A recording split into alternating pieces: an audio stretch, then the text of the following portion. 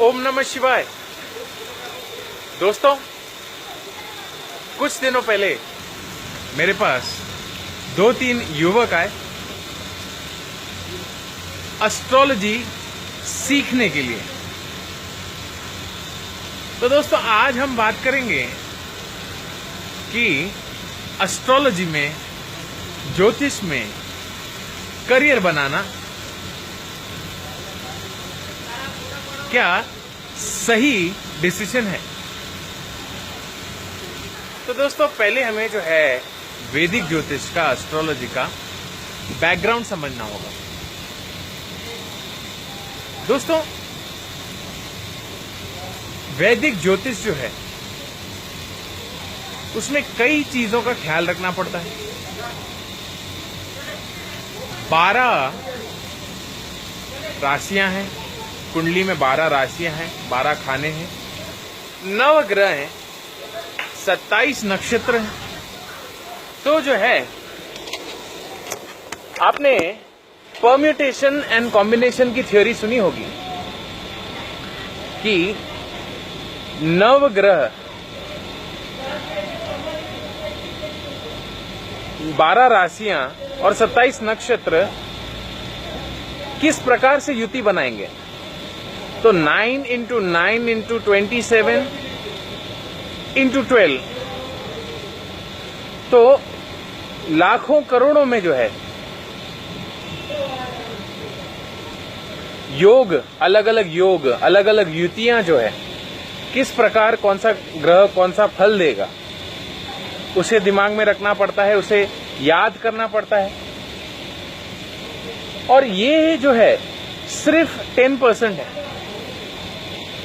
Main जो चीज काम करती है इस फील्ड में, दैट्स योर इंट्यूशन। क्योंकि हम जब दूसरे की जन्म पत्रिका देखते हैं, हम एक तरह से दूसरे के कर्मों में इंटरफेयर करते हैं, which is a big thing. तो आपकी साधना, आपका तप, आप अपने को कितना समय देते हैं, ये जो है बहुत ज्यादा मैटर करता है। तो इंट्यूशन प्लेज अ की रोल।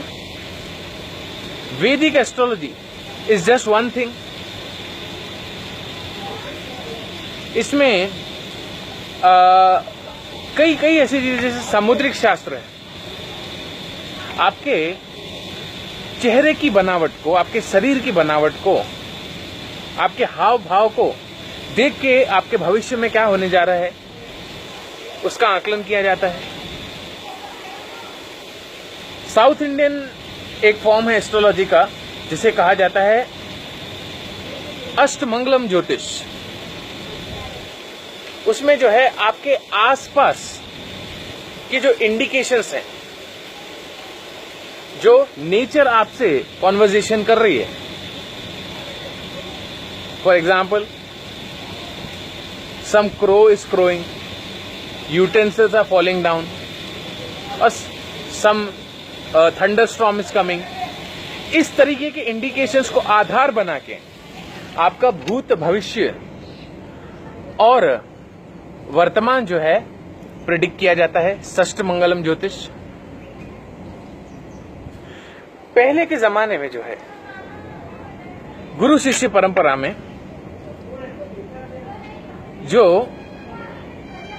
सीकर है, वो फॉर्चून टेलर के पास कुछ अनाज, चावल या सरसों के बीज लेके जाता था।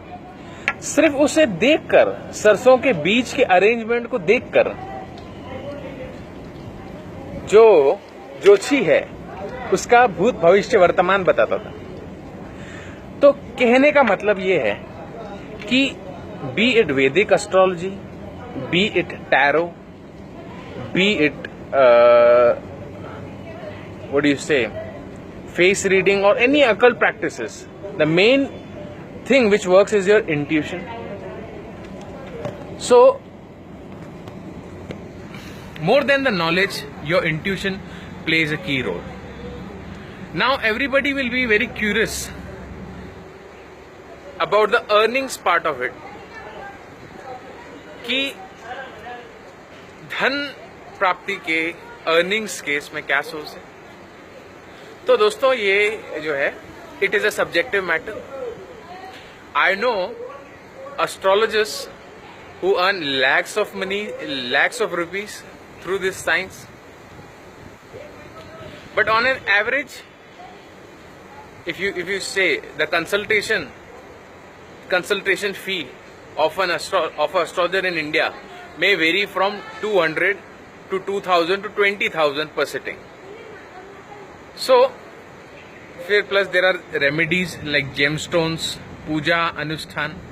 So, comfortably you can make 1 to 1.5 lakh per month if you do it with all dedication. But the focus should not be on the money.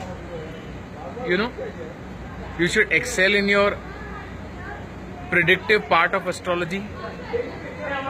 Money is the byproduct which you get. So all the young aspirants who are actually willing to learn astrology, I invite them. Soon I may arrange some shorthand courses which may cover the basic topics like the characteristics of 12 houses, 12 zodiac signs, 9 planets and their arrangement and the predictive part of it, because astrology is vast. ज्योतिष को अगर विभाजित करें तो ज्योति धन ईश, वो ज्योति जो आपको ईश्वर से मिलाती है, it is much beyond predictive astrology. तो दोस्तों ये था करियर इन एस्ट्रोलॉजी के बारे में. देखते रहिए मेरे वीडियोस महर्षि एस्ट्रोलॉजिकल सेंटर पे. Thanks a lot.